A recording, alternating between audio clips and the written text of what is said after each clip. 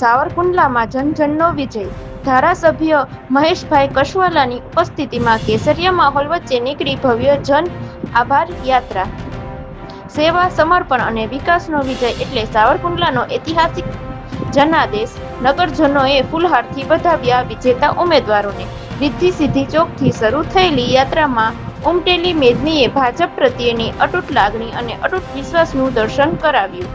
સાવરકુંડલા નગરપાલિકામાં ભારતીય જનતા પાર્ટીને સાંપડેલો ઐતિહાસિક અને પ્રચંડ વિજય એ માત્ર આંકડાકીય જીત નથી, પરંતુ શહેરના જાગૃત નાગરિકોના અવિરત વિશ્વાસ, વડીલોના આશીર્વાદ અને વિકાસના પથ પર આગળ વધવાની લાગણીનું જીવંત પ્રતિબિંબ છે. આ ભવ્ય જનાદેશ બદલ પ્રત્યેક નગરજનોનો હૃદયપૂર્વક આભાર માનવા માટે લોકપ્રિય ધારાસભ્ય શ્રી મહેશભાઈ કસવાલાની વિશેષ ઉપસ્થિતિમાં એક દિવ્ય અને ભવ્ય જન આભાર યાત્રા યોજાઈ હતી.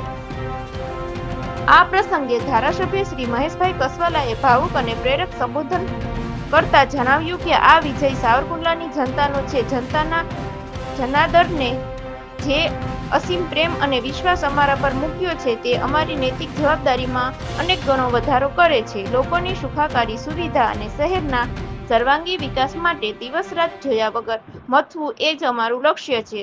અમે માત્ર સત્તા માટે નહીં, પણ સેવાની ભાવના સાથે લોકોની વચ્ચે રહીને કામ કરવા કટિબદ્ધ છીએ. Report bureau chief રજાકભાઈ Zakhra, Savarkundla.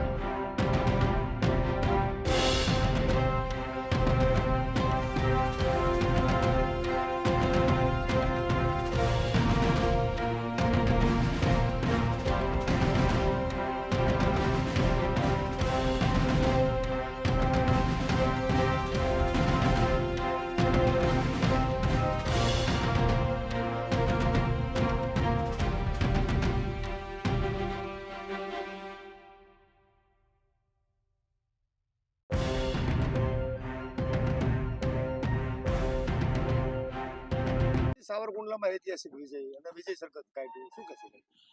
જે સાવરકુંડલાની અંદર પ્રજાનો જનાધાર એ ભારતીય જનતા પાર્ટીને અને અમારી વિકાસ કૂચને મળ્યો છે.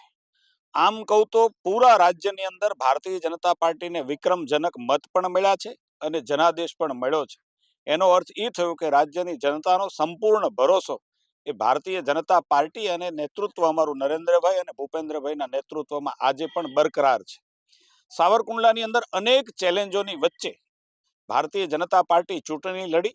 અમારો મંત્ર હતો સાવરકુંડલાનો વિકાસ, અને હું એમ માનું છું કે ત્યાં સુધી અત્યારે જે અમે વેપારીઓની વચ્ચે, બજારની વચ્ચે, સામાન્ય જનતાને, તમામ વિજેતા ઉમેદવારોની સાથે મળ્યા ત્યારે એક જ વાત આવી કે જે તમે શરૂઆત કરી છે વિકાસની, એ શરૂઆતને શરૂ રાખીએ અને નવા નવા આયામોને પૂરા કરી અને સાવરકુંડલાની જનતાને નવી સગવડતા આપીએ.